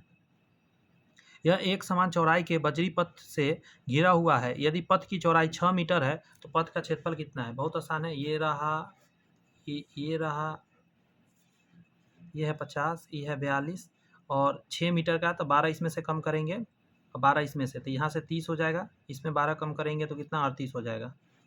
Okay, yes okay.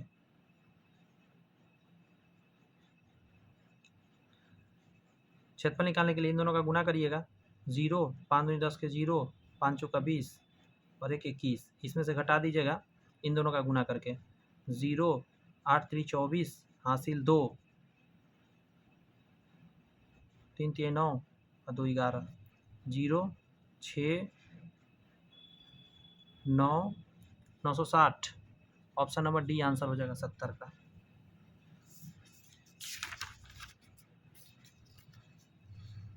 सबसे बड़े वृत्ताकार शंकु का आयतन ज्ञात करिए जिसे इतना के किनारे वाले घन से काटा जा सकता है। घन है तो ऐसा कुछ होगा, ऐसे कटेगा। तो हाइट के जगह पर क्या लीजिएगा? 4.2, लेकिन रेडियस की जगह पर लीजिएगा 2.1। अब बना दीजिए। 1/3 पाई आर स्क्वायर एच होता है। 1/3 22/7 21.1 गुने 21.1 और गुने 4.2, 7 0.3 0.1 गुना हो जाएगा। सभी को गुना करना पड़ेगा, इससे गुना करेंगे 2.2 हो जाएगा और इसमें 21 से करते हैं 2 4 2 6 2 दूनी 4 2 4 2 6 और इसमें भी पॉइंट है, इसमें दोनों में पॉइंट था। तो फाइनली आंसर हो जाएगा यहाँ पे। अब 4.2 से करना है तो 2 दूनी 4 4 दूनी 8 और 6 दूनी 12 12 8 20 के 0 हासिल हो जाएगा आपका 2 4 दूनी 8 2 10 6 चौक 24 24 से 10 34 के 4 हासिल 3 और 4 चौक 16 और 3 19 3 अंक बाद 19.4। ऑप्शन नंबर डी आंसर हो जाएगा। समझ में आएगा? थोड़ा सा कैलकुलेशन इसमें अच्छा था। नेक्स्ट है एक समांतर चतुर्भुज के एक भुजा इतना यदि संगत ऊंचाई इतना है तो क्षेत्रफल बस बेस इंटू हाइट होता है 8 6 48।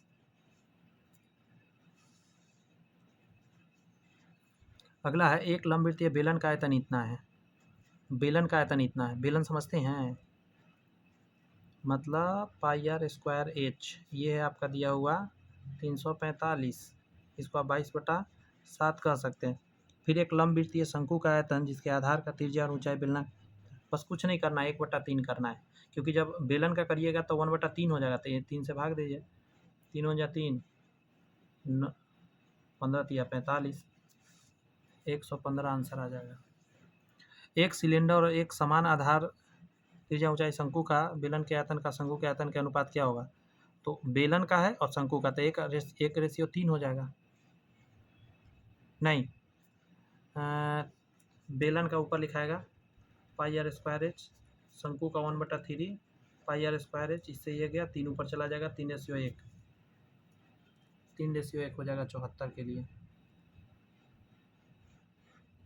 नेक्स्ट है एक त्रिभुज की भुजा इतना इतना इतना है तो इसका क्षेत्रफल कितना होगा? तो 1/2 बेस इंटू हाइट कर दीजिएगा, 5 × 12 करिएगा, इससे कटेगा 6 12 6 × 30 1 मिनट 5 12 13 है ना, सेंटीमीटर में है। 30 को सेंटीमीटर से भाग दीजिएगा कितना से? 2 को 100 से भाग दीजिएगा, 1 0 से 1 0 फिलहाल कट जाएगा और 3 अंक पीछे हो जाएगा। ऑप्शन नंबर ये हो जाएगा। मीटर में लाने के लिए, मीटर में बस 25 क्वेश्चन है, खींच देंगे, घबराने की कोई ज़रूरत नहीं है। थोड़ा देर और लगेगा, कम से कम 1.5 घंटा तो लगेगा ना। 100 क्वेश्चन है, 1.5 घंटा 2 घंटा तो लग ही जाएगा। यदि एक आयत के प्रत्येक आयाम में 100% की वृद्धि होती है तो क्षेत्रफल क्या होगा? आयत हम जानते हैं लेंथ इंटू ब्रेथ होता है, पूछा ही है क्षेत्रफल, तो बस वही लगाइए x + y + xy/100 100 + 100 प्लस 100 × 100/100 2 0 से 2 0 300 आंसर आ जाएगा।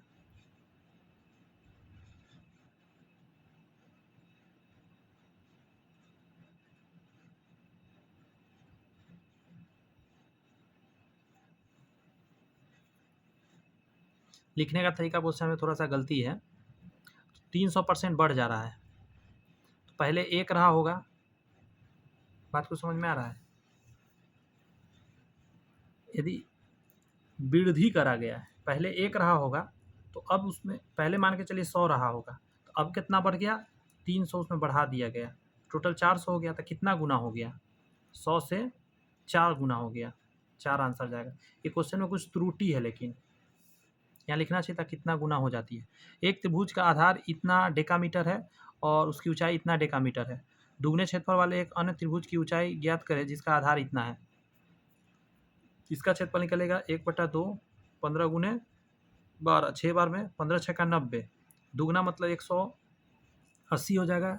इसके बराबर में लिखेंगे हम 1/2 बेस इंटू 20 × x 20 × x करेंगे, यहाँ से 10 बार में कटेगा, 1 0 से 1 0 18 आंसर आ जाएगा।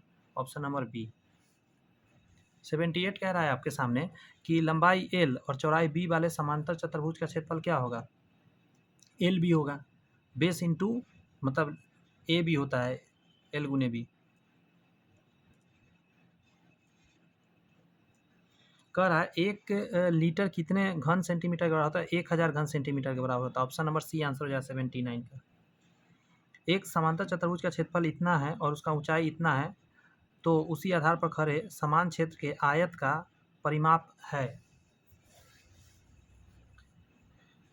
समझिए, ये रहा आयत खारा है, और ये रहा आपका, गलती कर दिया, यहाँ से ऐसे जाता। अब देखिए, सबसे बड़ी बात है, ऊंचाई दे दिया आपको 7 और क्षेत्रफल दे दिया, इससे भाग दिया 10 हो जाएगा इसका, ये 10 सत्ते 70 हो जाएगा। 1 मिनट, परिमाप पूछा है, तो 10 दूनी 20, 7 दूनी 14, 34 आंसर आ जाएगा। समझे, 10, 10, 7 और 7।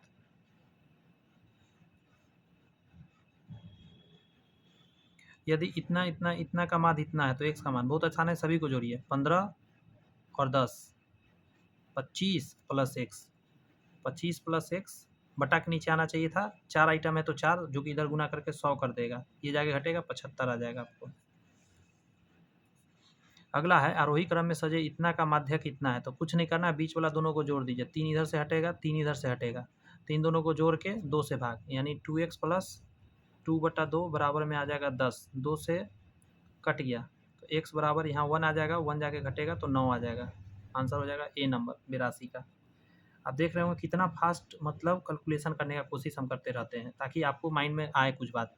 बहुलक का सूत्र क्या होता है, L plus F0 minus F minus 1 बटा के नीचे 2F0 माइनस एफ माइनस 1 और माइनस एफ प्लस 1 गुने आई होता है। अब इसी को थोड़ा सा यहाँ बदल के लिखा रहता है, जैसे देखिए L plus F0 minus F minus 1 N होगा, F0 माइनस एफ माइनस 1, यहाँ 2F0 एफ माइनस 1 और माइनस ये हो जाएगा।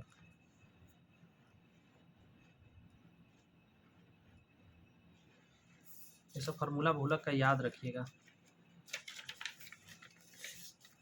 उसी तरह एक माध्य का भी होता है, L plus n/2 minus C F बटा के नीचे एफ गुने आई, लेकिन ये कम्युलेटिव फ्रिक्वेंसी यहाँ -1 अब मैं करने लगा हूँ, ताकि याद रहे कि कम्युलेटिव फ्रिक्वेंसी पीछे वाला एक लिया जाता है, जिस कॉलम को हम लेते हैं उस कॉलम के पीछे वाला कम्युलेटिव फ्रिक्वेंसी लेते हैं, संचयी बारंबारता। अगला नंबर क्वेश्चन आपके सामने है, कह रहा है कि 10 संख्याओं का माध्य 6 है, तो योग 60 हो जाएगा। बाद में पता चला कि एक संख्या गलती से 9 पढ़ लिया था, उस संख्या का सही मान, जबकि सही माध्य 7 आया। 1 मिनट, बाद में पता चला कि एक संख्या को गलती से 9 पढ़ लिया था, उस संख्या का सही मान है, 9 पढ़ लिया था तो 9 इसमें से हटा दीजिए, और जो सही वाला है उसको जोड़ दीजिए, और भाग तो फिर 10 से पड़ेगा, बराबर में सही माध्य 7 है, तो यहाँ से 70 हो जाएगा, और ये घट के कितना आ जाएगा, 51 प्लस x 70, ये 51 आके घट जाएगा, तो यहाँ कितना आ जाएगा, जोड़िए ना जरा, 10 में से 1 गया 9, 19 आ जाएगा। ऑप्शन नंबर सी आंसर हो जाएगा 84 का। से कम तोरण और से अधिक तोरण काट बिंदु को हम क्या निकालते हैं पता है, उससे माध्यक हम लोग निकालते हैं। ये बहुत इंपॉर्टेंट क्वेश्चन है। कह रहा है किसी आवृत्ति वितरण का माध्यक निम्न ग्राफ की सहायता से निकाला जा सकता है, तो तोरण की सहायता से निकाल सकते हैं आप। 86 का हो जाएगा डी। संख्या इतना इतना के लिए निम्न में से सही है, तो सारे चीज़ निकालना है तो सब निकाल लेते हैं। सबसे पहले हमको निकालना है माध्य, तो देखिए सब जोड़ लीजिए, 12 5 17, 17 और 4 21 और 25, तो 25, 5 आइटम है तो 5 से भाग दिया तो 5 आ जाएगा, ये आ गया माध्यक, सॉरी माध्य है माध्य। अब देखिएगा माध्यक निकालने के लिए ऑलरेडी ये सजा हुआ है, तो बीच वाला माध्यक होता है, समझे, तो माध्यक हो जाएगा 4। तो ये तो क्लियर हो गया कि माध्य बड़ा है माध्यक से, कहीं पर ऐसा है क्या, माध्य बड़ा है, ये तो बहुलक भी निकालना होगा। बहुलक क्या निकले, जो ज़्यादा बड़ा आएगा तो 2 हो जाएगा बहुलक। तो बहुलक यहाँ देखिए, पहला माध्य बराबर, ये तो हो ही नहीं सकता, माध्य से बड़ा बहुलक, माध्य से बड़ा बहुलक, ये भी नहीं होगा, माध्य बड़ा है बहुलक से, यही होगा बी नंबर। अब ये क्वेश्चन नीचे देखिए जरा, ये क्वेश्चन क्या कह रहा है, माध्यक का उच्च सीमा क्या है, कैसे निकालिएगा उसका तरीका देखिएगा। माध्यक जानने के लिए सबसे पहले आपको क्या करना होगा, संचयी बारंबारता बनाना होगा। 13 यहाँ लिखिए, 13 में 10 जोड़िएगा 23, 23 में 15 जोड़िएगा 38, 38 में 8 जोड़िएगा 46, 46 में इतना जोड़िएगा 57। अब आपको क्या करना है, 57 को आपको भाग देना होगा जितना इसका सम है उससे, तो सॉरी बाई 2 करना होगा, तो 56 रहता तो 26 आता, नहीं 56 रहता 28 आता, 28.5 आ जाएगा ये। अब आपको देखना है 28.5 इसमें किस में जाएगा, इसमें जाएगा, इसमें आएगा, क्योंकि इसमें 23 तक ही है, तो ये वाला को घेर लीजिए। अब इसमें से पूछा उच्च सीमा, तो 17 आंसर हो जाएगा, ऑप्शन नंबर ए। एक और गलती हो गया, इसका आंसर ए नहीं होगा, इसका आंसर होगा बी नंबर, क्योंकि ये जो है ना अपवर्जी मेथड दिया हुआ है, इसमें हमको थोड़ा चेंज करना होगा। आप देखेंगे 5 से 6 हो गया, यहाँ 11 से 12 होगा, एग्जाम में इसको ध्यान रखोगा, 17 से 18। तो ऐसा कंडीशन में क्या करते हैं हम, थोड़ा घटाते हैं। क्या घटाते हैं उसको समझ लीजिए, 0 पॉइंट इसमें कम कर देंगे, ठीक है, और आगे वाला में बढ़ा देंगे, तो -0.5 हो जाएगा, यहाँ हो जाएगा 5.5 हो जाएगा। अगला कंडीशन में क्या हो जाएगा, इसमें कम करेंगे 5.5, इसमें 11.5, अगला में 11.5, अगला में 12.5। बात समझ में आ रही है? ये 13 वाला था, ये 10 वाला था, ये 15 वाला था, तो इसमें क्या आया, सॉरी 17 था, 17 आया ना उच्च सीमा, यही आंसर हो जाएगा 17.5। ये बहुत अच्छा क्वेश्चन रहा, हमने भी ध्यान हर बार में नहीं दिया, और यही एग्जाम में हो जाता है कभी कदार, हर बार के काम गड़बड़ हो जाता है। इतना के माध्य 6 है, तो x/6 का मान बताइए। माध्य 6 है, तो आप देखेंगे ये बढ़ते क्रम में है ना, तो ये ऑलरेडी सजा हुआ है, तो बीच वाला निकालिए, 1 2 1 2, ये हो जाएगा x/4, यही माध्य है। ये 6 के बराबर, 6 चौका 24, x बराबर 24 आएगा, इसको 6 से भाग देने बोल रहा है, तो 4 आएगा, ऑप्शन नंबर ए आंसर हो जाएगा, ठीक है। प्रथम 59 प्राकृत संख्या का माध्य, तो आपको पता होना चाहिए n × n+1/2 होता है, अगर इसमें n से हम भाग दे दें तो हमारा निकल जाता है माध्य, ये सम का था फार्मूला। तो n+1 59 है, तो 60/2 हो जाएगा, यानी 30 आ जाएगा आपको, ऑप्शन नंबर ए। अब ये क्वेश्चन देखिए, ये क्वेश्चन थोड़ा सा अलग सा है, जैसे cos 15 है, cos 7.5 है, और sin 7.5 है। आपको पता होना चाहिए कि ऐसे क्वेश्चंस को हम कैसे निकालेंगे, तो आपको कुछ वैल्यूज़ पता होना चाहिए, अगर पता है तो ठीक है, नहीं तो एक दिमाग लगा सकते हैं आप। जैसे क्या कर सकते हैं उसको समझिए, जैसे यहाँ दिया हुआ है, देखिए cos 15 को हम छोड़ देते हैं, ये दोनों सेम है ना, इसीलिए इसमें हम लगा देते हैं। क्या लगा देते हैं हम, 1/2 कर देते हैं, समझिएगा ज़रा, और गुना 2 भी कर देते हैं, और यहाँ हम cos 15/2 और sin 15/2 कर देते हैं। ये एक फार्मूला आपको दिख रहा है क्या, cos 15 गुना का साइन कर देते हैं 1/2, और ये क्या हो जाएगा आपको पता है, साइन 2θ का फार्मूला हो जाएगा, 2 × 15/2, ये सही कट जाएगा, 1/2 बाहर कर लेते हैं, cos 15 यहाँ हो जाएगा sin 15, फिर से वही काम करते हैं, 1/2 और यहाँ 1/2 और कर लेते हैं, और गुने 2 कर लेते हैं, असल में इसका मतलब 1 ही हो रहा है, cos 15 sin 15, इसको क्या लिख सकते हैं, 1/4 sin 2 15 हो जाएगा, 15 दूनी 30, 1/4, और sin 30 होता है 1/2, तो 1/8 फाइनली आपका आंसर आ जाएगा। बढ़िया क्वेश्चन में जाएगा। फार्मूला कौन सा यूज किया हूँ, 2 sin थीटा cos थीटा बराबर होता है sin 2θ। अगला प्रश्न देखेंगे, तो साइन की पावर 4 प्लस कॉस की पावर 4 1/2, तो इसको शॉर्ट करिएगा, sine square plus cos square और plus 2 × sine square plus cos square बराबर 1/2, ये तो 1 हो गया, 2 × साइन स्क्वायर कॉस स्क्वायर बराबर 1 आके घट जाएगा, तो -1/2 हो जाएगा। इससे कुछ हासिल तो हुआ नहीं, हाँ हो तो गया, नीचे 2 आ जाएगा, तो ये हो जाएगा -1/4। अच्छा ये हम 1 मिनट रुक जाइएगा, 1 मिनट दीजिए मुझे, कुछ गड़बड़ कर दिया हूँ, रुकिए रुकिए, तनका गड़बड़ हो गया लगता है, हर बार में गड़बड़, तो फिर से एक बार करते हैं।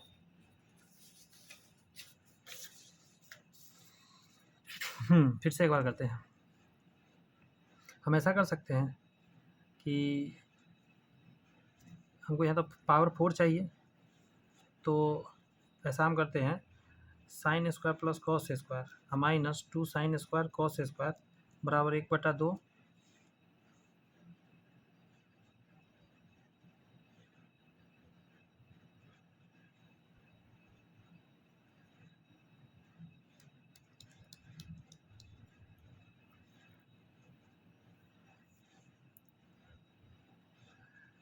लेकिन यहाँ होल स्क्वायर करना होगा। अगर हम साइन स्क्वायर, ऐसा हम इसको बता रहे हैं, ऐसा करिए, ए स्क्वायर प्लस बी स्क्वायर करिएगा इसका होल स्क्वायर, तो फाइनली यही ना आएगा, ये आएगा प्लस में इसमें का, तो माइनस में अगर हम 2a स्क्वायर बी स्क्वायर कर देते हैं तो कट जाएगा, तो बचेगा क्या, a के पावर 4 b के पावर 4 बचेगा, उसी के बराबर में तो यहाँ दिया गया है 1/2, तो ये तो 1 हो जाएगा, तो ये माइनस में उधर चला जाएगा, इसको इधर ले तो 1/2 बराबर हो जाएगा 2a स्क्वायर बी स्क्वायर, 2 आ जाएगा नीचे तो 4 हो जाएगा, स्क्वायर हटेगा a प्लस बी, तो प्लस माइनस 1/2 हो जाएगा, प्लस माइनस 1/2 डी नंबर में है।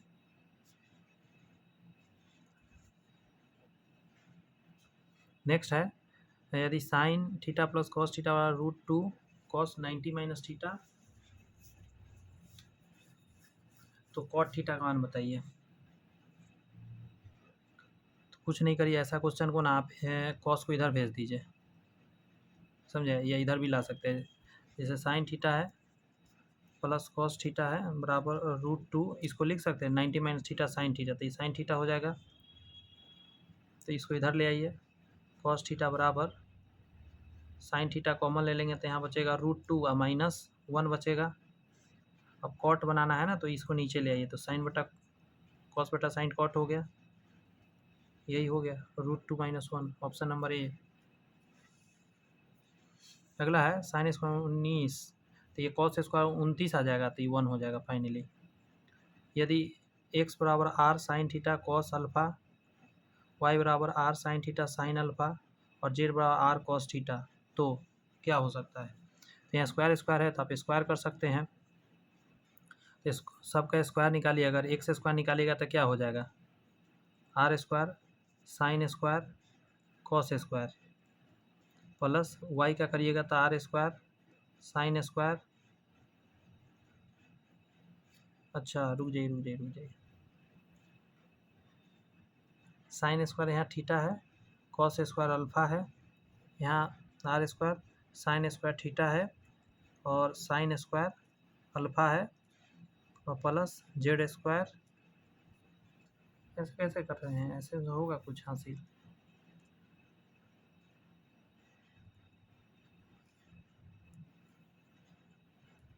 कोई नहीं, लिखना तो पड़ेगा ही ना, r square cos square theta है,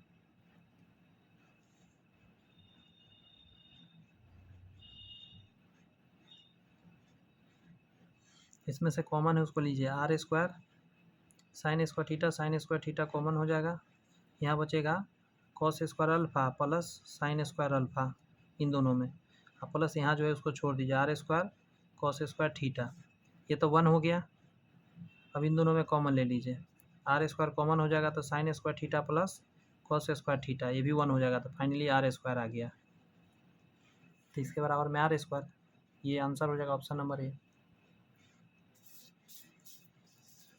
अच्छा क्वेश्चन में जाएगा, यहाँ का रहा 6 tan स्क्वायर माइनस 6 बटा कॉस स्क्वायर, तो यहाँ पे लिख सकते हैं ना, साइन बटा कॉस यहाँ भी लिख सकते हैं, तो 6 साइन स्क्वायर यहाँ हो जाएगा -6 या नीचे हो जाएगा कॉस स्क्वायर,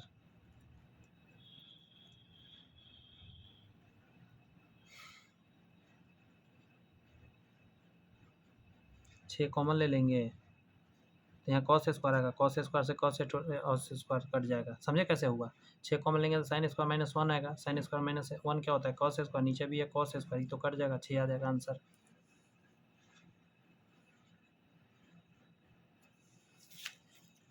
यहाँ कह रहा है कि a sine theta minus B cos theta बराबर 3, a cos theta plus b sine theta बराबर 4, तो a square plus B square,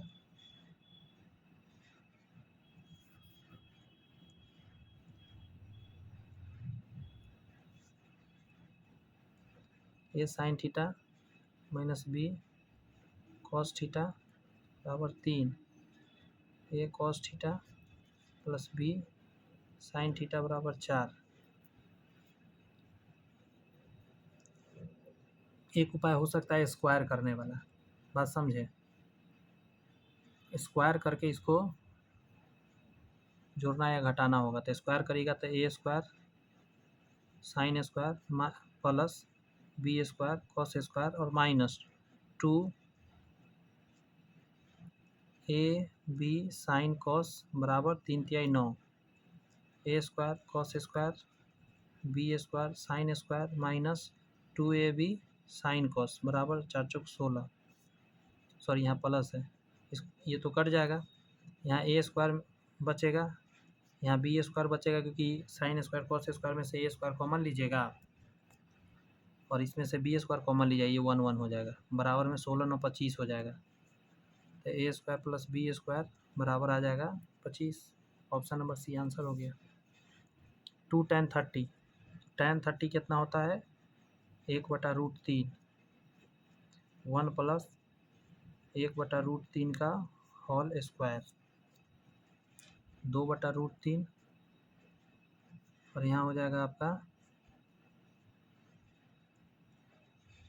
3, 3×1 4/3, 2/√3 गुने 3/4, 2 बार में √3 से ऊपर नीचे रेशनलाइज कर देते हैं,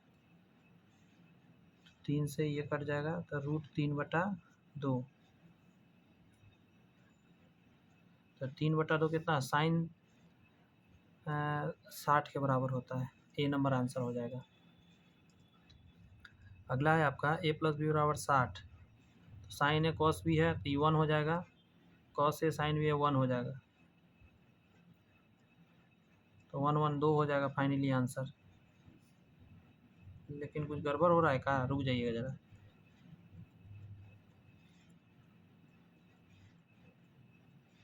जानते हैं गड़बड़ हो रहा है, ये एक फार्मूला दिख रहा है, साइन ए है कॉस बी है, कॉस ए है साइन बी है, तो ये जानते क्या चीज़ का फार्मूला हो जाएगा, ये हो जाएगा साइन ए प्लस बी का, साइन ए प्लस बी करेगा तो साइन 60 क्या होता है √3/2 होता है। लास्ट क्वेश्चन 100 नंबर कह रहा है कि sine alpha plus cos beta plus sign gamma बराबर 3, तो ये बहुत आसान है, इसका आंसर हो जाएगा जानते हैं 1 2 3, इसका आंसर 3 होगा, क्योंकि ये तीनों जब बराबर होगा ना 1 1 1 होगा तब जाके ये होने वाला है, 1 1 1 तभी ये होने वाला है, तो 1 का क्यूब 1 का क्यूब 1 का क्यूब 3 हो जाएगा। पूरा कंप्लीट आपका यहाँ पे चैप्टर होता है और टाइम लग गया 1.5 घंटा लाजमी लगेगा ही, और इसका PDF मैं आपको दूंगा, सॉल्यूशन भी इसमें का देखिएगा, बुक में भी सॉल्यूशन दिया रहता है। इसी तरह आपको सेट बहुत सारा मैंने ऑलरेडी करा दिया है, बीच में मैं कुछ दिन से छोड़ दिया था सेट कराना, जो बचा हुआ सेट है अभी उसको मैं कंप्लीट करा ही देता हूँ। अभी है मैथ्स का शुरू हुआ एग्ज़ाम स्टेट वाले लोगों का, उतना दिन से नहीं हो रहा था, तो चलिए नया सेट आपको अगला मिलेगा, यहाँ जो कि 5/9/2023 को फर्स्ट शिफ्ट में आया था, आज मैं सेकेंड शिफ्ट का करा रहा था। तो चैनल सब्सक्राइब करके रखिए ताकि ये अपलोड करूँ तो आपको मिल जाए। Bye bye, thank you.